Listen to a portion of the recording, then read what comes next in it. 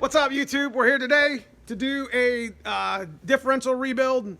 Basically, I had the opportunity. I sold a housing to an old friend of mine, and I took the diff out of it, and I was like, you know what? I have a packs on the shelf. I'm gonna make a damn video of it.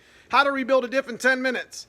Basically, if you got one wheel peel and you're out there, you know, hammering on your Mustang and you're not getting two wheel peel, this is the reason why. Your shit is broke. It doesn't mean that it's going to clank and lock up on you. It just means the fact that your clutch packs inside of your differentials all jacked up. So, $75 kit from Summit Racing or Jegs or whatever late model. I'm going to throw those names out there because they're all really popular and, you know, I highly suggest. There's some good kits out there for them. Some of the 31 spline diffs are different, but the 31 spline Cobra diff and or factory Ford 28 spline all use that cheap Ford Racing $75 kit. Comes with friction modifier, comes with the clutch pack. But anyways, without further ado, make sure you hit like and subscribe, and make sure that you click that notification bell for that, you know, because we do pretty cool shit around here. But anyways, me and my man Paul are gonna get into this video about how to rebuild this diff in 10 minutes. Yo, what's up, YouTube? It's Dan again. We're back here at it again at the shop. I'm gonna show you a real quick video on some of the shit that we've done. Actually, the differential that's in the Cobra car, or excuse me, Cobra, yeah, right. The Cobra diff that's in the Sonic Blue turbo car, my little turbo mess project bullshit that I'm doing, you guys know about, is actually something that we just did the diff in as well. That's why it's in there. So I want to show you real quick. It's gonna be a combination of a couple videos. I got me and my partner Paul here. We're gonna go ahead and put this. This is just an 8/8 diff. Okay, this is a 28 spline. You know, just a factory 28 spline. You know, I got a factory axle right here. These are the actual axles that came out of it. So check that out, 28 spline. Whoop, whoop.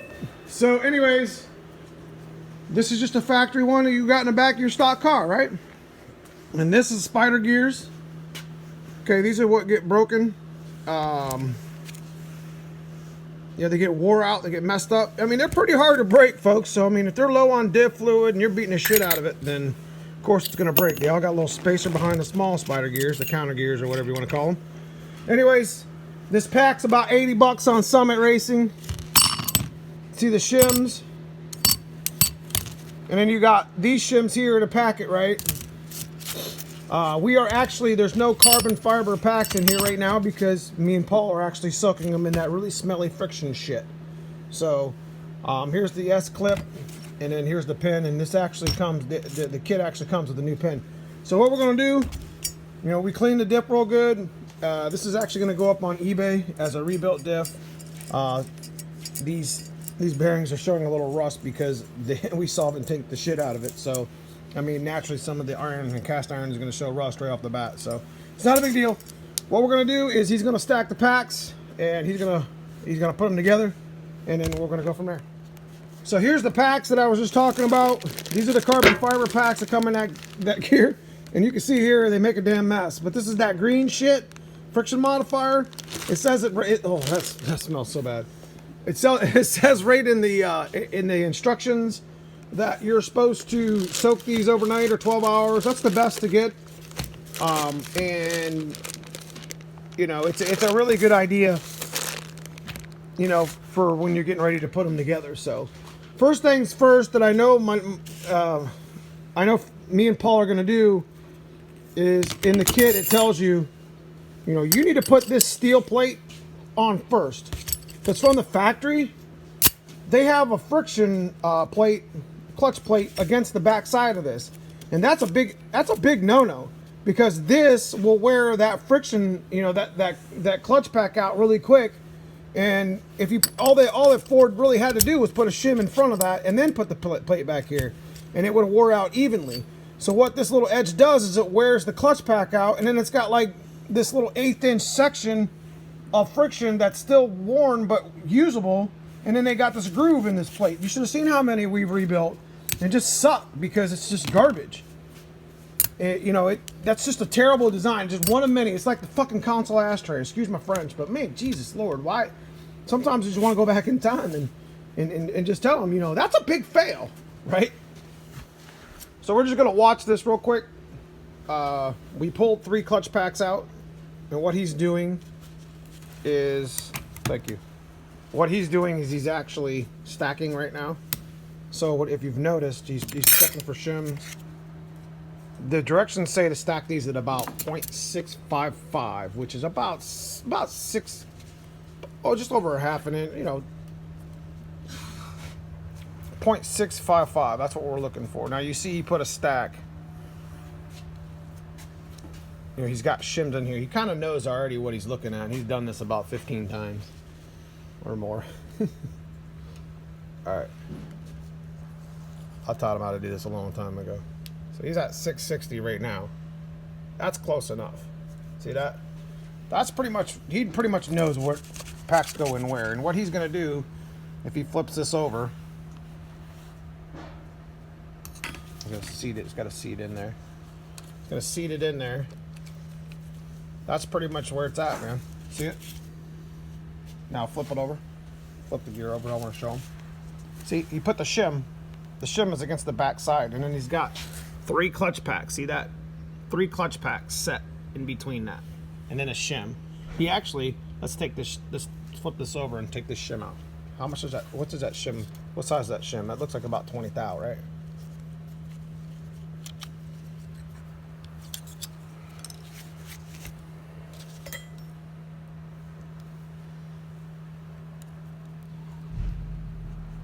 That 30. So let's go. Let's find a 30. Here, measure this. That looks like 30. That's good. That's better. See that? 34,000. 34,000. So now it's 0.650, 0.654. Just, you know, it's just got to be close, you know. But that's just rule of thumb. See, perfect. That's about how thick the directions tell them to be. So we're gonna go ahead and do the other gear. See, 1 shim down, 1 pack. I think he does 2 shims, 1 pack, and then 1 shim, 1 pack. If I remember correctly, I don't remember. Yeah, he goes 2, and then a pack, and then 1 in a pack, and then he puts his shim in there. Let's try for 30. I bet you it's 30 again. You know what? It's marked on it right here. There's 35. Whoops, excuse me. God, my fingers are gonna stink all day. That's 40. What'd I say? Let me see this. That's definitely 30 right there. I can feel it. Go ahead and mark that. 25 or 30. Boom, shakalaka. Tell me I don't know my shit. All right, let's go. So you can see here. Let me see. Show the packs. See it?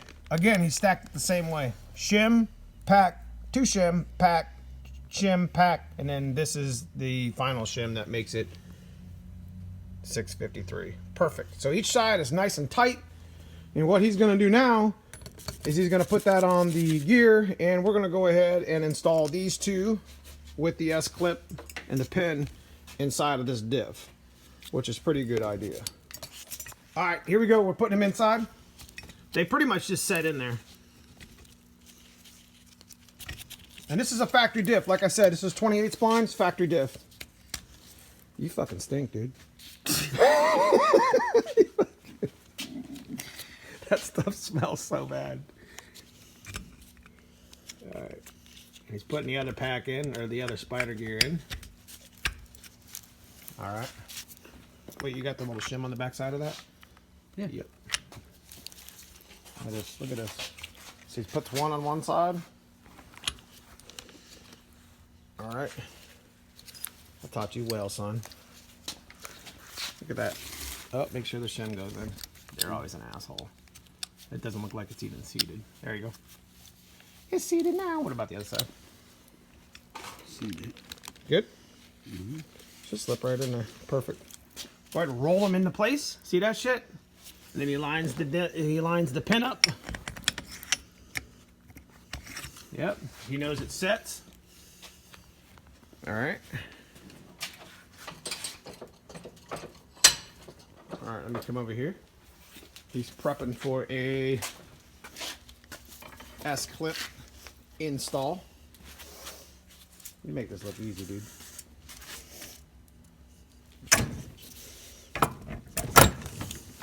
Oh. Those things are an asshole to put in, I can assure you of that. You didn't have a vice. I'm gonna put my hand up here. I don't want that thing to come out and take my teeth out. Boom! Get a little hammer. Hammer time. MC.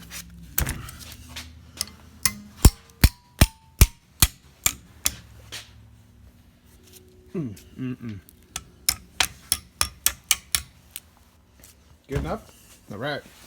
Too easy. Too easy. I would just tap it in the middle. Oh. Dude, you almost hit me in the face. I'm just kidding. All right, all done. All right, let's put the thing in. This is very important that you guys don't strip this, because those things are a-hole to get out when they're stripped. So that's it, folks. That is it. Paul basically just rebuilt this diff. You could do this at home. This is a 28 spline stock diff, and if you got one wheel peel, your shit is broke.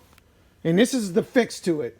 It's an $80 kit, 73 plus that stupid handling fee, but whatever. Super worth it. I rebuild these diffs to spec. When you put these clips in, basically it's so tight in there right now with the clutch packs. As soon as you put that axle in all the way in and put that C-clip in and pull it back out, I mean these axles aren't going to move at all. And if you know what I'm talking about, it's on the end plate on the outside. So this is definitely a good thing to do. I just made this diff basically brand new again. Do some posi, you know, do some nice little burnouts. But this is my dude Paul, and we have been doing this for years. So make sure you hit the like and subscribe and notification and share. Yeah, I don't need to tell you anymore. Y'all having a good day.